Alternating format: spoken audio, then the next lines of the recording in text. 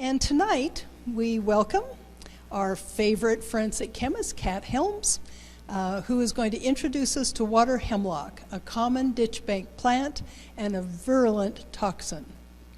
Cat has a BS in psychology from Vanderbilt University and in forensic chemistry from Virginia Commonwealth University, where she served as the manager of the Forensic Toxicology Laboratory.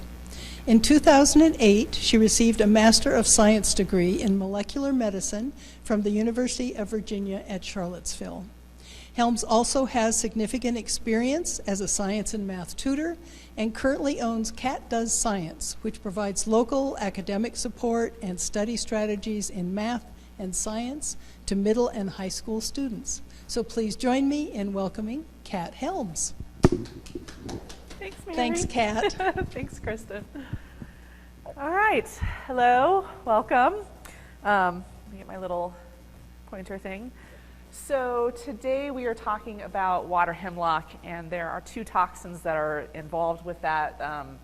Cicutoxin is one of them, and so that's what we're going to discuss today. So welcome, and away we go. So the water hemlock, the general name here is actually for two different genera in the carrot family, Apiaceae. There's going to be a lot of Latin, so brace yourselves. The cicuta and the onanthe, which I'm hoping I'm saying correctly. So this actually grows locally, so if you happen to see this, please be careful. So the water hemlock, so both genera grow in damp or wet conditions along water courses. They have a lot of interesting names. Cowbane, since it is the bane of cows. That's clever. Also water dropwort. It's a fun one. It's also just called hemlock, and we'll discuss how that could be a little bit problematic. Dead man's fingers. That's a fun one, because when you pull them up, the roots have these tubers that look like fingers, and if you eat them, you are a dead man walking. So that's a clever one. There's also muskrat weed. My absolute favorite is beaver poison. That's a fun one. And then also spotted parsley. So these are all the different names that water hemlock can go by. All right. This is regarded as the most poisonous plant in North America. I bet that comes as a shock to a lot of people. It did to me. When I first started doing research on this topic, I was a bit floored by that. It was unexpected. And it's found pretty much everywhere. I'm not really sure what's happening in Mississippi and Florida. I don't know what's going on there, Puerto Rico, Hawaii, but just about everywhere in North America, this is found. Yeah, so watch out. It's everywhere. So animals will eat water hemlock in the spring, and they'll graze on the green seed and the flower and the heads later in the season. And then the roots are most palatable, and animals have been poisoned when the roots are exposed by plowing. So hence cowbane. So there it is. So the root of this issue, is the identification of this plant. It is crucial that you identify this plant because it looks really similar to a bunch of other plants out there, which we will discuss. So it can grow up to 7 feet tall. The ones around here usually don't get that big. I would say probably 3 to 4 feet tall in the local area. It is a perennial. It will come back every year. The leaves are up to 15 inches long. They're alternately arranged and tripinnately compound with numerous 2 to 5 inch ovate leaflets. A way to truly identify this plant is the fact that the leaf veins terminate at the bottom of the leaf serrations, not the tips. So I wouldn't recommend doing what this person's doing, which is like barehanding a leaf. But if you look really closely, this is the vein, and instead of going to the tip right here, it's at the bottom right here. So this is a surefire way to identify it.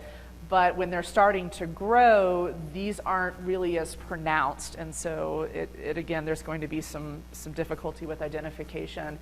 And you'll notice this looks a lot like a lot of other plants out there, but this is the surefire way to tell water hemlock from any other similar plants. So get out your magnifying glass, but don't touch that. Wear gloves, please. All right. So, again, identification is crucial and very easy to mess up. The flowers are white and tiny with 5 petals and 5 stamens that grow in umbrella-like clusters 2 to 8 inches across. Flowers appear in spring or early summer, and they're very pretty. But unfortunately, those flowers look like a lot of other plants.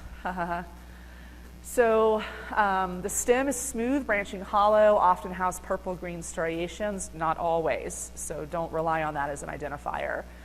It has this tuberous root with rootstocks that are multi-chambered and contain a yellowish, oily liquid that's said to smell like raw parsnip. Some people say it has a little bit of a spicy smell to it.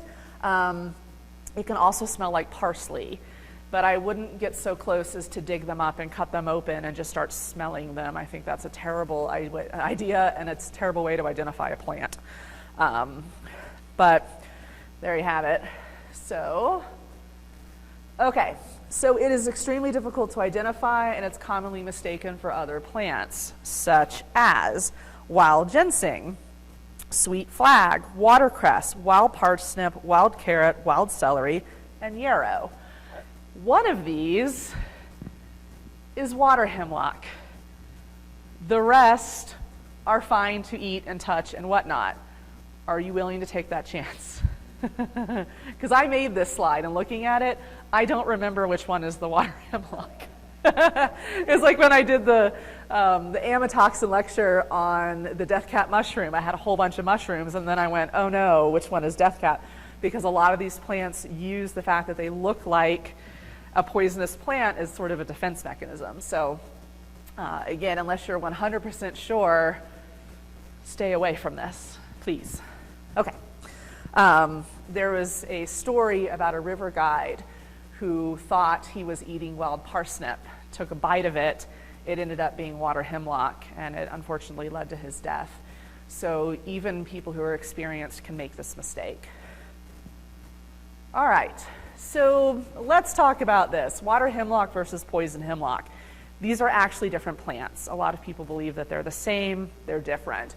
Poison hemlock is famous for the death of Socrates. He was convicted of corrupting the youth of Athens and drank poison hemlock in order to be executed. That's not a fun way to go either, but these are different plants. So the water hemlock is the cicuta species, but can also refer to the poison hemlock, which is Conium maculatum. They're very similar in appearance, but there are crucial differences. Mainly, Conium has a single taproot versus water hemlock, which has those dead man fingers that we were talking about.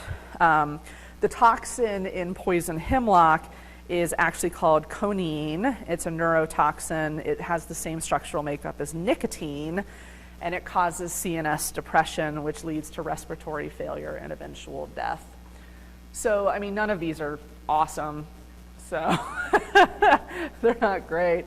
Okay, so all parts of this plant are poisonous, although the tuberous roots are recognized to be the most toxic part. The toxin is present in all stages of growth, with the roots appearing to be most toxic in early spring, so watch out. The properties are not lost by drying, so if you happen to pick these and dry them, just like the yew, they retain their toxicity. And the root stalks of old dead maculatums retain their toxicity even in dried museum specimens. So that toxin hangs around for a really, really long time, and we're going to talk about why that's the case. But this plant's pretty infamous. Okay. So the toxin content of plants within the, that's a typo. So the toxin contents may vary due to factors, but so that makes it really difficult to establish an association between the severity of symptoms and the amount of plant material ingested. So we can't make a distinct or linear correlation between how much plant you eat and the severity of symptoms, because the amount of toxin is constantly varying, and we don't really know, we can't break it down into this much plant has this much toxin. So you take a gamble every time you interact with this plant. So any amount of the plant can constitute a toxic dose. So now we're going to get into the nerdy stuff that I love, the toxins themselves. I know, love it. So cicutoxin and onanthotoxin, you can see why I didn't put that one in the title. It's quite a mouthful. But these are the two toxins, and they are stereoisomers of each other, which means that they have the same formula but different structure. So I'm taking everyone back to high school chemistry. You're welcome. All right, so there they are. And what makes them different, I made a note for people who don't know. So cicutoxin is this one here, right? Okay, so it's got 14 carbons and a varying degrees of double and triple bonds. When you go over here to onanthotoxin, there's a double bond on C2, which is this guy here. This is C1, C2. And then it's missing the double bond on C12, which is this guy right here. So those are the two stereoisomers of this particular toxin. And I love those structures. I think they're really cool. So this is a bit unusual. A lot of our toxins are either like proteins or they have a bunch of ring structures. So this is a little bit weird because they are, brace yourselves, C17 conjugated polyacetylenic alcohols with a terminal hydroxyl group and an allylic hydroxyl group attached to C14. I know, everyone's brains just exploded. So in case you're wondering what the heck a polyacetylene is, it's also called a polyene. That's a fun one. It's any organic compound with alternating single and triple bonds. So this is a triple bond here, hence 1, 2, 3, 1, 2, 3. And then these are double bonds, and you can see that they're alternating along this hydrocarbon chain that's going on right here. So that's the structure. It's a little bit weird. You would look at that and go, how is that a toxin? It's hydrocarbons with a couple, subtle groups hanging off it. It's weird. Well, I'll tell you. That's why you're all here, right? So we've talked about LD50s in the past. And LD50 is the lethal dose for 50% of a tested population. Usually we do this in mice and rabbits. The U, we had LD50s for all sorts of animals because those were the animals that were mostly affected by the U. We didn't really have a human LD50 because people aren't really going around snacking on U plants. However, this thing is so toxic, we don't know the human LD50. So keep that in mind. The LD50 IP injection values for mice for cicutoxin are 48.3 milligrams per kilogram. That is similar to arsenic. And for onanthotoxin, it's 2.94 milligrams per kilogram. It's half that of cyanide. So that gives you some idea of just how toxic this is, because arsenic and cyanide are extremely toxic to people. And if this is what's happening to mice, you can imagine that it's not so great for you and me. So ingestion of water hemlock in any quantity can result in poisoning, and even very small amounts can lead to death within 15 minutes. That's how bad this is. Intoxication has also been reported from skin contact. So if you come and show me a plant you think is water hemlock, please don't pick that with your hands and then show it to me. Please pick it with gloves and put it in a plastic bag, maybe double bag it, I don't know. But be very careful if you intend to touch this plant, because there have been reports of children touching it and then going into seizures, which is the hallmark of this particular toxin. So poisoning in livestock is very common, hence cowbane, and can take as little as 15 minutes. So let's talk about what exposure actually does. And I know this slide has a bunch of stuff on it. I don't normally like to cram this much stuff on one slide, but this particular molecule goes after every system. So for neurological, we have slurred speech, dizziness, paresthesia, which is tingling in the hands and feet, ataxia, which is it's an inability to walk properly, so it's a movement problem, delirium, seizures, cerebral edema, which is swelling in the brain, status epilepticus, which are never-ending seizures, and amnesia. Gastrointestinal include nausea, vomiting, salivation, abdominal pain. Respiratory is congestion, distress, depression, airway obstruction, and apnea. Cardiovascular includes tachycardia and alternating bradycardia, which is an increase in your heart rate and a decrease in your heart rate. Hypertension or hypotension, that's an increase or decrease in your blood pressure. Cardiac dysrhythmias, which is an abnormal heartbeat. Oh, don't touch the mic.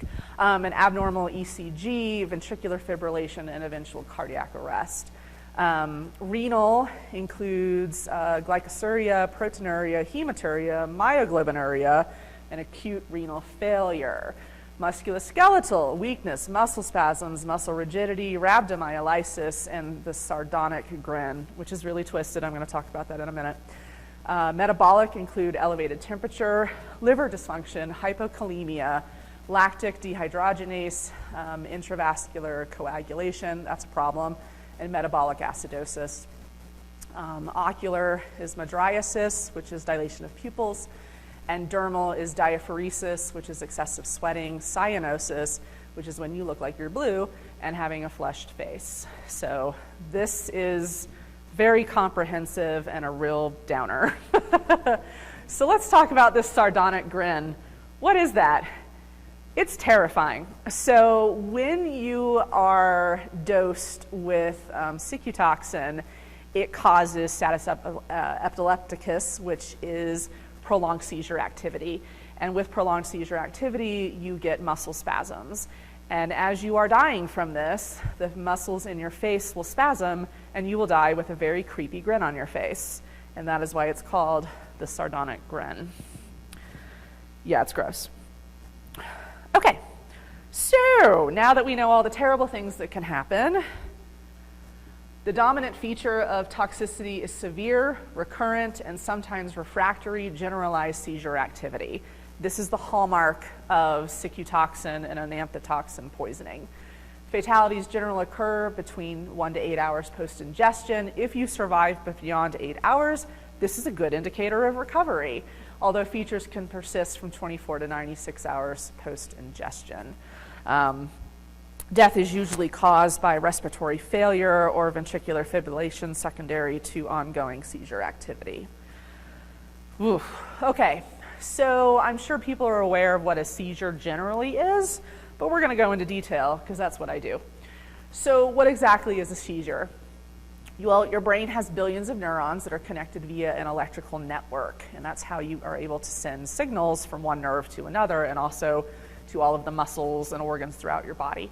When there's a surge of electrical activity on the brain, this is a seizure, and the affected brain cells are uncontrollably firing signals to the cells around it, and so you get this electrical storm. This excess of electrical activity overloads the brain and starts a domino effect, which can damage or destroy brain cells. So a normal EEG, which is an electroencephalogram, which is measuring brain waves and electrical activity in your brain, looks like, where's my little dot? This, okay? It's nice, right? This. So I don't know if people can see the red dot, it's pretty small. When you have epilepsy, you're getting this electrical activity in a very specific portion of your brain, and so you'll see that this area of the brain here is unaffected. This particular section is showing this increased electrical activity, and it looks like this on an EEG. When you have a generalized seizure, which means the entire brain is involved with this type of electrical dysfunction, everything looks like this. Usually generalized seizures don't last very long, and so the damage is pretty minimal unless you've got a seizure disorder and they're happening frequently. However, with cicutoxin poisoning, you get status epilepticus, which means that there's no break. You get this constant seizure activity, and it can go on for 4 minutes and longer. And once you hit 4 minutes, you start getting irreversible brain damage. Okay, so there are different types of seizures out there. There's a tonic, and that's the stiffening of the muscles that a lot of people will see in television and movies. There's atonic, and that's when you have loss of muscle control. It's also called a drop seizure. So when you have this particular type of seizure, you just sort of fall. Clonic seizures are repeated jerking muscle movements. The one that you see really often in TV shows and movies is the tonic-clonic seizure, and this was previously called a grand mal. They've renamed it. And this involves a sudden loss of consciousness, body stiffness, and the shaking that you've seen. So these are the stages of a seizure. So you have the oral stage, so you sort of feel a little loopy, a little out of it, confusion, and then you fall, and then you get the tonic stage, and this is that stiff, arched back, and then you can go clonic, and then postictal is after your seizure is completed, you're going to feel really sleepy and exhausted. And I'll talk at the end on what to do if you happen to come across someone who's having a seizure. There are certain steps that you should take to maintain their safety. Okay, so why do we get seizures when we touch this plant or consume this plant? It's because cicutoxin and onanthotoxin are non-competitive gamma-aminobutyric acid receptor antagonists. That's another fun one. Everyone's minds just blew up. Better known as GABA. So I'm sure a lot of people may be familiar with GABA as a particular type of medication or as a drug target. So specifically, these particular molecules act on GABA-A receptors in the brain. You have two different types of GABA receptors in your brain. You've got a GABA-A and a GABA-B. One of them is fast-acting, using air quotes. The other is slow-acting. The slow one is working with G-protein coupled receptors that requires a lot of downstream processing, and so it's considered slow. It's still crazy fast. So in case you don't know, GABA is an amino acid, hence aminobutyric acid, that functions as the primary inhibitory neurotransmitter for the central nervous system. So it acts as the brakes.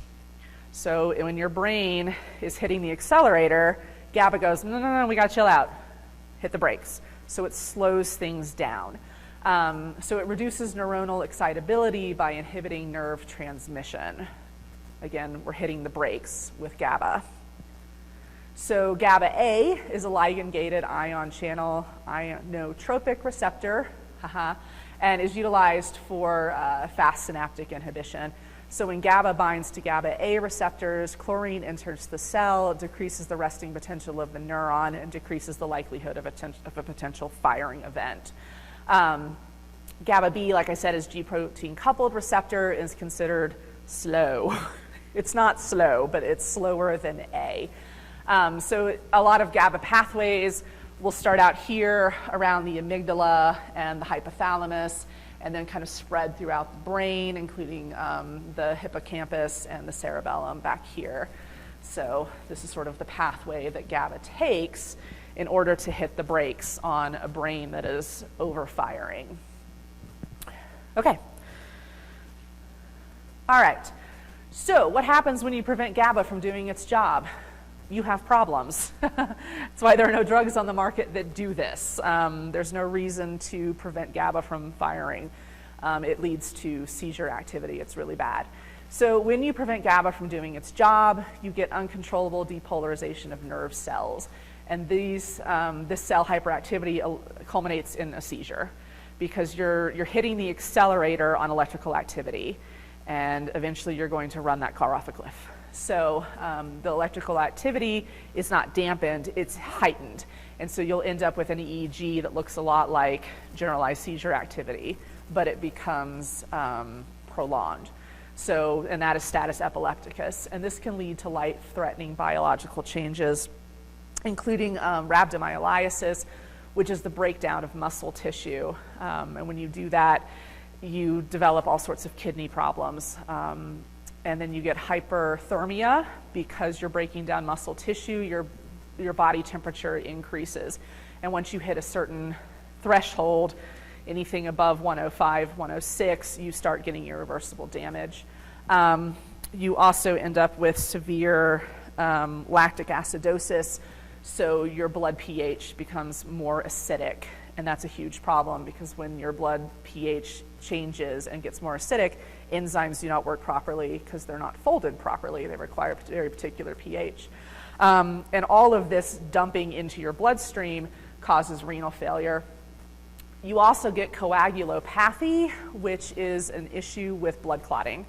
So with this coagulopathy, your blood starts to clot within the vessels when it really shouldn't, and that can lead to all sorts of horrible problems, including cardiac arrest and eventual brain damage. So this is not good. This is not a good one. And I had no idea any of this was happening in the ditches and the wetlands in our town, but this is a real problem. So how do you treat this? Once again, I pick a downer. There's no treatment. I don't know why I keep picking ones that are just really horrible. But there's no specific antidote for this. So really rapid supportive care is crucial to avoid the progression to death. So you have to support ABCs, which is airway, breathing, circulation. Intensive care management, treating seizures very aggressively and as soon as possible with usually benzodiazepines are the preferred treatment, as well as barbiturates. Respiratory support, continual EEG monitoring, and possible dialysis to counter-effect the damage that this is doing to your kidneys. So really, time is a factor here. Okay, so how do you prevent exposure? Well, you should be able to identify water hemlock plants. It's extremely difficult. I keep harping on that. So don't touch or ingest plants you can't identify. I feel like that's a good rule for life. If you don't know what it is, please don't put that in your mouth. And please don't touch that, right? So be extra careful when you're exploring seepage areas of meadows or pastures and in streams. This thing grows all over the place. I have it on good authority that it's behind the botanical gardens. So don't touch that. Please watch your children and pets. There are documents in the literature that talk about children ripping these plants up and using the hollow stems as musical instruments. And so they are blowing into the stem of a water hemlock and eventually going into seizures and dying. So please watch your children and pets. There are also reports of dogs when people throw them thinking that it's a fun little stick. The dogs are getting them, they're chewing down on the stems and getting exposed to the toxin, and it's lethal. If you have infestations on your private land, you should eradicate it. Identify it first so you're not pulling out anything that's lovely. The thing is, if you think you've been exposed, you need to contact emergency services immediately. Again, time is of the essence. So, is it all bad news? Unfortunately, yes. I hate saying that. At least with you, there was paclitaxel, which is an anti-cancer drug that comes from the bark. But there's nothing awesome about water hemlock. It's easily spread by careless disposal, as well as seed dispersal by wind, water, and human-animal vectors. And it's extremely invasive. It reduces biodiversity, and it outcompetes other vegetation. So if you think that you have this plant, there are a couple people that you can talk to. So you can reach out to the University of Idaho Extension in Blaine County, the Blaine County Noxious Weed Department, and then there are a lot of websites out there talking about invasive plants. So this is the distribution map of poison hemlock throughout Idaho. It should say water hemlock, but again, there's a lot of crossover between that naming. So, here we are in Blaine County. Oh, no, right, there it is. So, be aware. It's out there. Okay. So I did want to say that we don't have evil plants. This plant is not out there lurking in the dark and going to break into your windows at night and, you know, give you seizures. That's not why I do these lectures. This plant is doing its best to survive, and this is how it does it. Plants cannot get up and run away, so they have to find other ways to defend themselves. But, you know, I think it's important to put the information out there so that if you see this plant, that you are informed as to what it is and how potentially dangerous it could be. I'm not telling you to go out and burn everything to the ground. That's silly, but do be aware that it's out there, and, you know, knowledge is power. So, speaking of knowledge being power, I talked about seizure first aid. Well, now we're going to talk about it. If you encounter someone who's having a seizure, it doesn't necessarily have to be from water hemlock. It could just be out and about. I was in a movie theater one time, and someone a couple rows in front of me had a seizure. And someone said, put a wallet in his mouth. And I went, oh, for the love of... So that's not what you do. Don't put anything in anyone's mouths, please. But it's important that everyone knows how to do this, just like CPR. These are skills that I feel like everyone should have for the general public's safety. So if you see someone having a seizure, do not panic. Like Douglas Adams says, don't panic. But start a timer, right? Everyone's got cell phones, watches, all the things. Start a timer. Roll the person on their side and support their head. Move objects away from them. Don't restrain in any way, okay? And definitely don't put anything in their mouths. That is a terrible thing to do.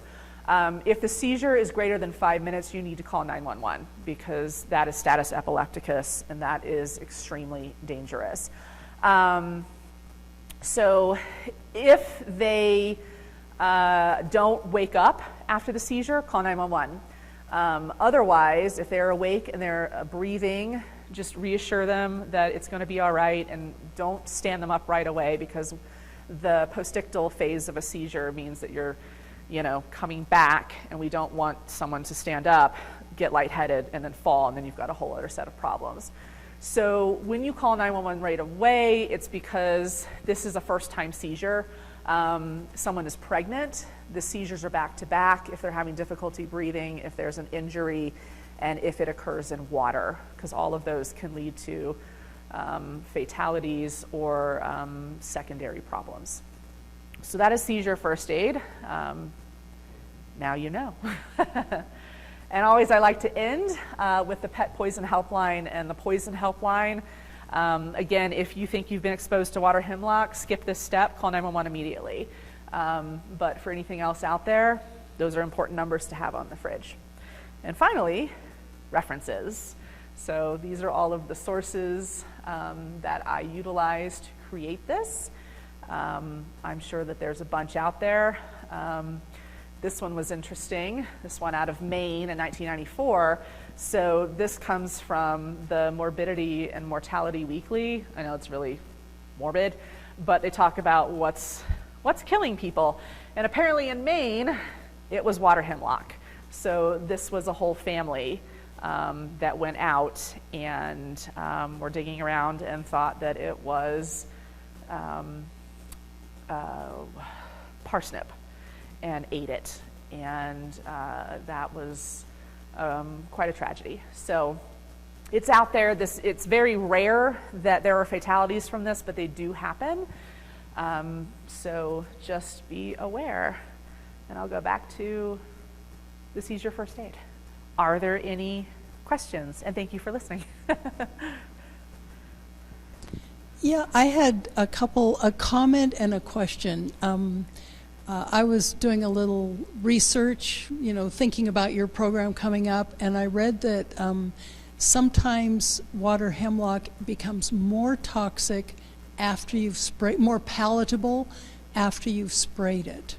So they said if you're going to spray water hemlock, like in a pasture, to wait 2 or 3 weeks before you put your cattle or whatever the livestock is back into the pasture, because it's more attractive to them after it's been sprayed. Really? Mm-hmm. I did not come across that. I did come across that if you plow a field and you disrupt the roots, that because they smell like parsnip, that the cows are definitely more attracted to the tubers. But that's really interesting. Yeah, I didn't know that, but take note, people with livestock, if you are going to spray this or dig it up or whatever, wait a little while before allowing your livestock back into that area. So interesting. Thank you. And then my other question was, you mentioned gabapentin, or you mentioned GABA, but there's a medicine called gabapentin, I believe. Yes. And how is it that something so toxic can be a medicine, or is there a relationship between them? Excellent question. So gabapentin is a drug that is an anxiolytic, so it's used to treat anxiety in people and pets. And it works in the same way that GABA does, where it's hitting the brakes. And I keep doing this with my foot, like no one can see me, but it hits the brakes. So the thought is that if you are having anxiety symptoms, that your brain is being overactive. And so if you take gabapentin, it can slow that processing down. And gabapentin works by binding to the enzyme that actually produces GABA. And so by doing that, it increases GABA production. And so if you increase GABA production, then you're producing GABA, which binds to GABA A and GABA B receptors and slows that neuroprocessing down. But yeah, there's a lot of talk about GABA these days, so that's a great question. Thank you. Mary, do you have any questions? Oh, mic her up.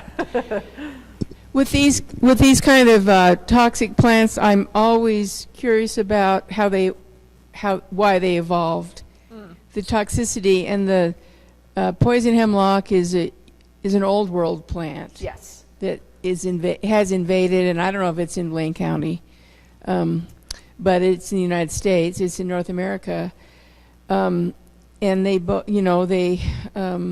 evolved with these really cascading layers of toxicity, which is not that common in the native plant world. So ecologically, I might want to look into that. Oh, it's fascinating. And way back in the beginning, I'm going to flash through this, so be aware if you don't like the flashing to look away for a moment. So it is, here we go.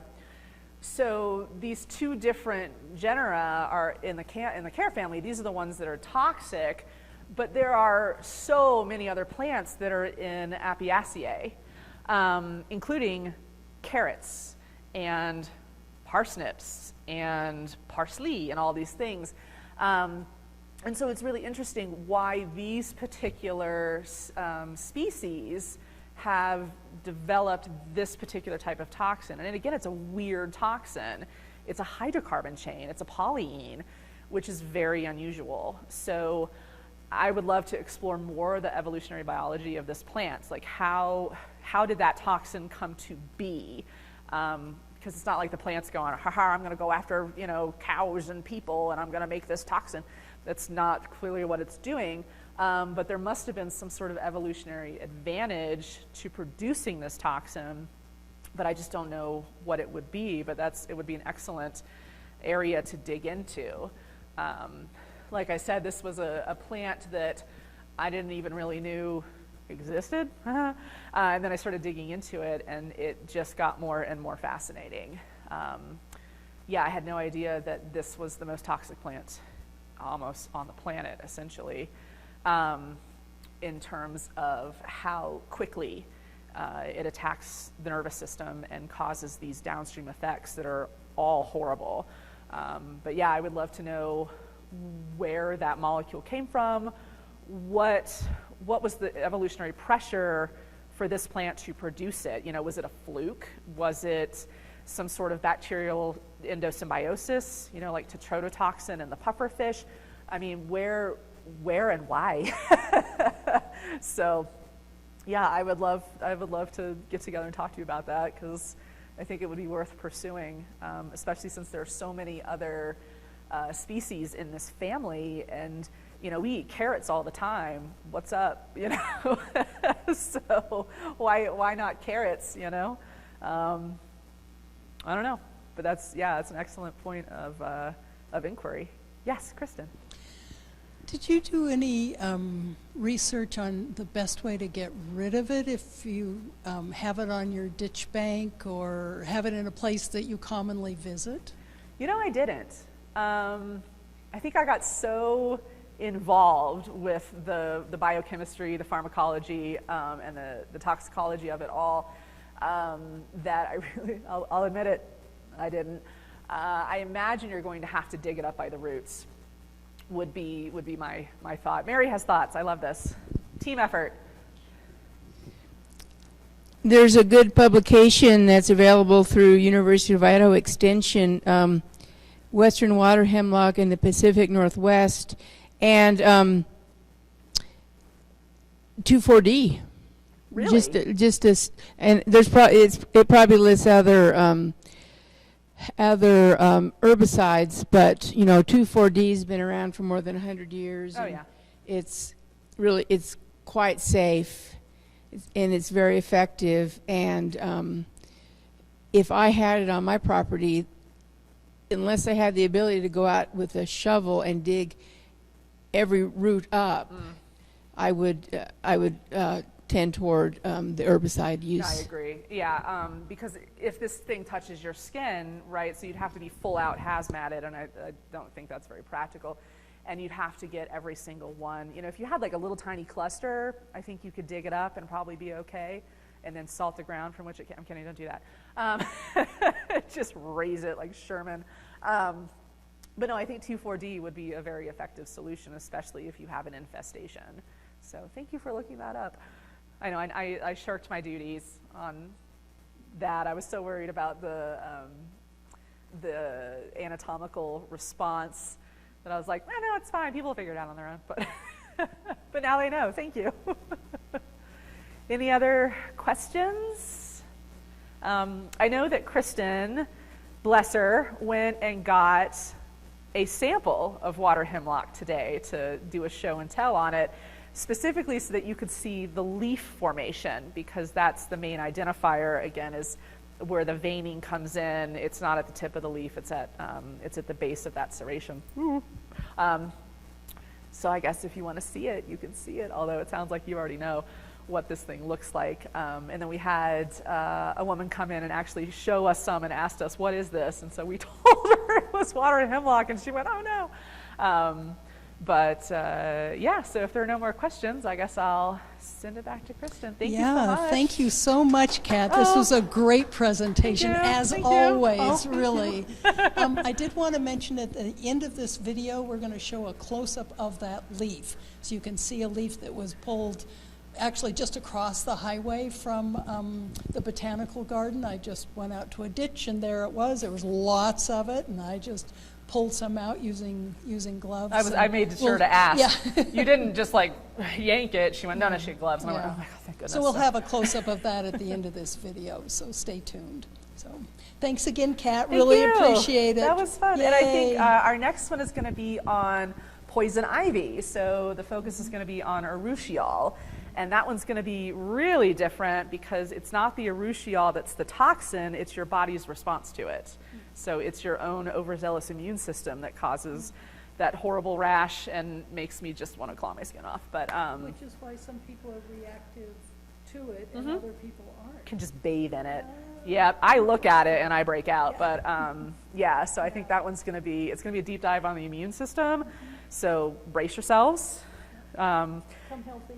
Yeah, come healthy and also be prepared. It's going to have just a lot of moving parts, but it's a fascinating story and it's a fascinating plant. So, but yeah, well, thank you. Thanks everybody, and thank you for joining us tonight. Hope to see you next time. Bye-bye. Thank you. Bye.